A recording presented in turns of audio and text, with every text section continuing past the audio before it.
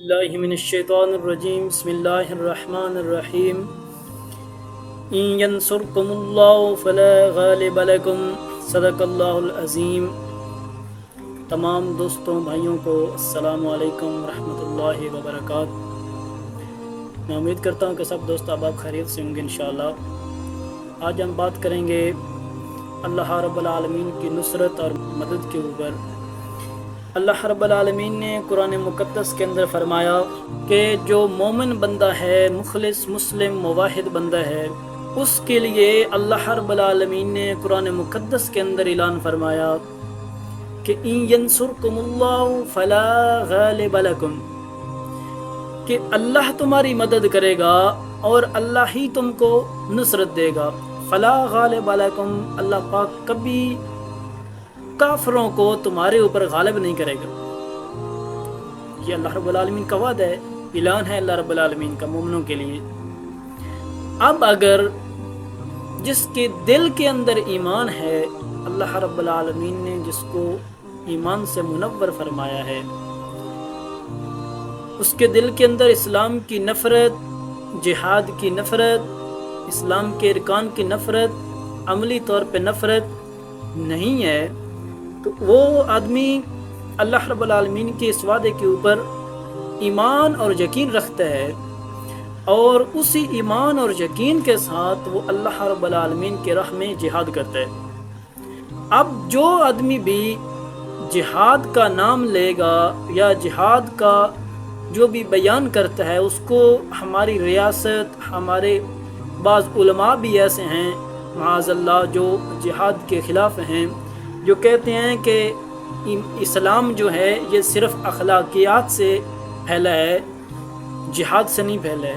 نبی علیہ الصلوۃ والسلام نے اخلاقیات کا پیغام دیا ہے، نبی علیہ الصلوۃ والسلام نے اخلاقیات کا بھی پیغام دیا، لیکن نبی علیہ الصلوۃ والسلام نے جہاد بھی تو کیا ہے نا، غزوے بھی تو لڑے ہیں نا نبی علیہ الصلوۃ والسلام نے۔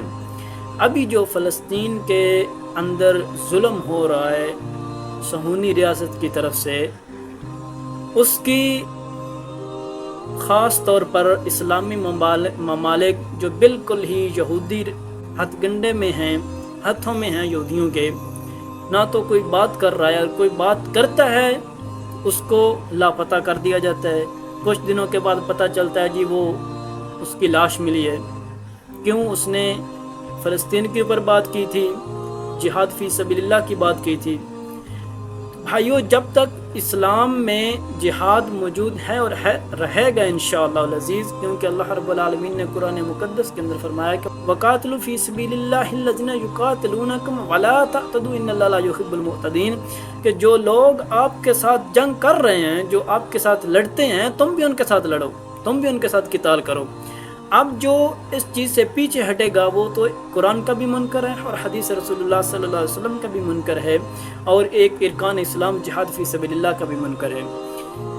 اس لیے اللہ رب العالمین نے فرمایا کہ تم میرے لیے میدان میں نکلو تو میں اللہ آپ کی مدد کروں گا۔ کافروں کو کبھی بھی مسلمانوں کے اوپر اللہ غالب نہیں آنے دیتا، جب تک کہ مسلمانوں کا ایمان اور پختہ یقین ہے اللہ رب العالمین کی ذات کے اوپر، اس وقت تک اللہ رب العالمین کبھی بھی کافروں کو اسلام کے اوپر غالب نہیں آنے دیتا۔ یہ ہماری ایمان کی کمزوری ہے کہ آج 53 ممالک اسلامی ہیں، جس میں سے کوئی بھی فلسطین کے لیے آواز اٹھانے کے لیے تیار نہیں ہے، میدان میں آنے کے لیے تیار نہیں ہے۔ جلسے کرنے سے، اپنے ملک کے اندر احتجاج کرنے سے ان کو کیا فرق پڑے گا؟ آپ میدان میں نکلیں، اللہ کا نام لیں، لیڈ کریں عوام کو اللہ کے راہ کے لیے، اللہ کے راہ میں قربانی دیں، اللہ کے راہ میں نکلیں، تاکہ مسلمانوں کی مدد کی جا سکے، تاکہ فلا غالب لکم، کافر ہمارے اوپر غالب نہ ہوں، بلکہ اللہ رب العالمین کی مدد اور نصرت سے ہم کافروں کے اوپر غالب ہوں۔ اللہ رب العالمین ہم کو اپنی مدد کے ذریعے، نصرت اور امداد کے ذریعے سچے اسلام کے اوپر عمل کرنے کی توفیق عطا فرمائے، اور اللہ رب العالمین ہم کو ہمیشہ دنیا اور آخرت میں کافروں کے اوپر غالب فرمائے، اور دنیا اور آخرت کی کامیابی نصیب فرمائے۔ اللہ رب العالمین عمل کرنے کی توفیق عطا فرمائے۔ وما علینا الا البلاغ المبین۔